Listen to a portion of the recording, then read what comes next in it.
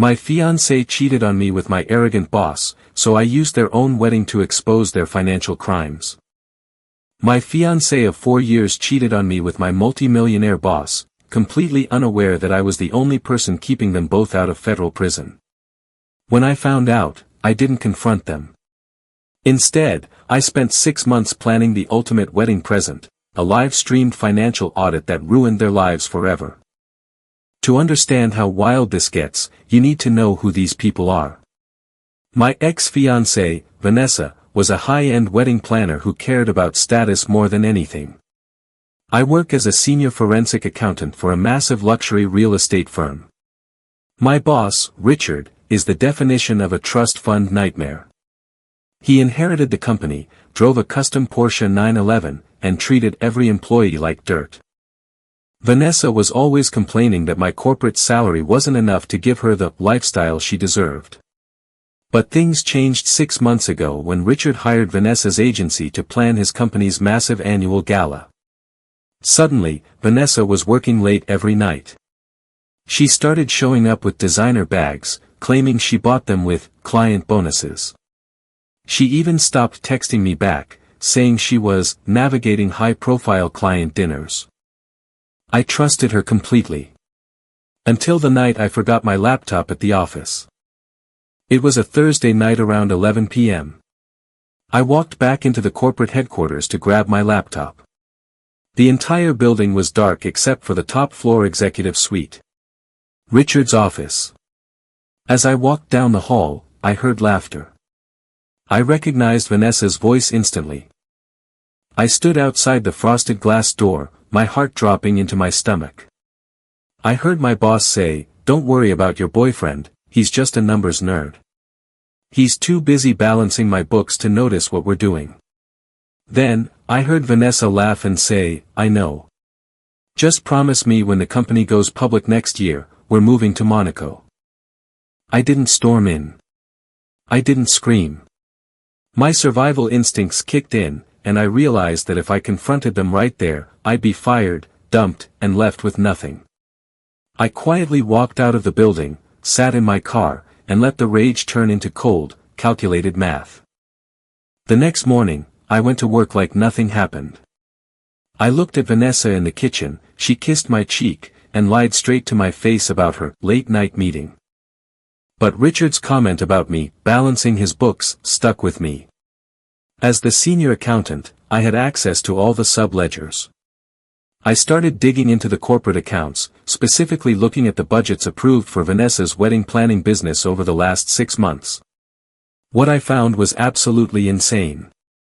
Richard wasn't just paying her for event planning. He was using her boutique agency to funnel millions of dollars out of his company's offshore accounts to evade taxes before the company went public. She wasn't just his mistress, she was his financial accomplice. And they were both signing off on documents that left a clear paper trail straight to their doors. 2 weeks later, Vanessa broke up with me. She gave me some generic speech about how we grew apart and how she needed to find herself. 3 days later, she moved into Richard's penthouse. Less than a month after that, Richard announced their engagement to the entire company. He even had the audacity to call me into his office, smirk at me, and say, "No hard feelings, man. Business is business." They fast-tracked the wedding to happen in just 4 months.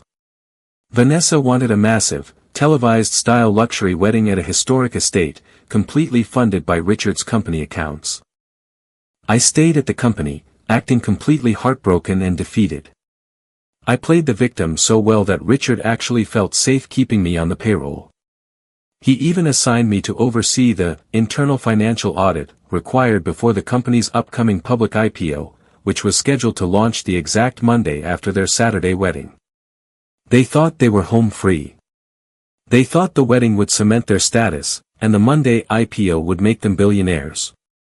What they didn't know was that I was BCCing every single fraudulent invoice, offshore wire transfer, and fake consulting fee to a personal, encrypted hard drive.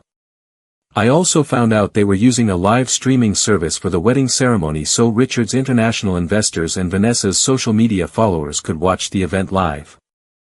I paid off the venue's AV tech guy, a buddy of mine from college, with $2,000 cash to let me handle the projector and the live stream overlay for the reception. The wedding day arrived. It was a $500,000 affair. Hundreds of elite guests, corporate investors, and family members were in attendance. I actually showed up, wearing a sharp suit, sitting in the very back row. Vanessa looked stunning, and Richard looked smugger than ever. During the reception, Richard stood up to give a toast. He started bragging about his success, his beautiful new wife, and how their company was going to change the market when it went public on Monday. That was my cue. I walked up to the AV booth. Suddenly, the massive projector screen behind the newlyweds cut to black. The romantic music stopped. Instead, a giant text file appeared on the screen, titled, Internal Audit Report, Richard and Vanessa's Wire Fraud. The entire ballroom went dead silent. Before anyone could react, the audio system started playing a recording. It was a crystal-clear audio file from the security cameras in Richard's office from 4 months ago, the exact conversation of them mocking me, followed by them discussing how they were hiding $4 million in fake catering and floral invoices to evade IRS detection. Vanessa's face went completely pale. Richard dropped his champagne glass, and it shattered on the marble floor. He started screaming at the AV tech to shut it off, but I had locked the system admin controls. On the giant screen, the slides started transitioning automatically, showing side-by-side comparisons of Vanessa's bank statements and the company's offshore ledgers, complete with their digital signatures highlighted in bright red.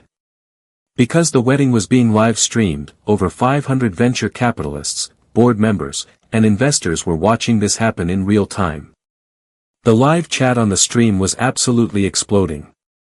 The wedding instantly turned into a crime scene. 2 of Richard's primary board members stood up and walked out immediately, calling their legal teams on the spot. Vanessa started hyperventilating, ruining her expensive makeup, while her mother started screaming at Richard. I quietly walked out of the ballroom, got into my car, and drove away. By Monday morning, the company's IPO was officially cancelled. The board of directors fired Richard by 9 a.m.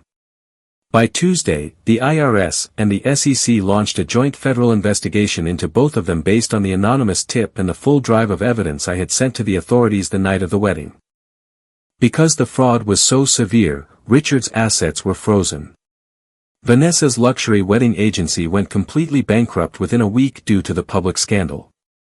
Last I heard, their marriage is already facing annulment. They are both facing up to 5 years in federal prison for wire fraud and tax evasion, and Richard had to sell his custom Porsche just to pay his criminal defense lawyers.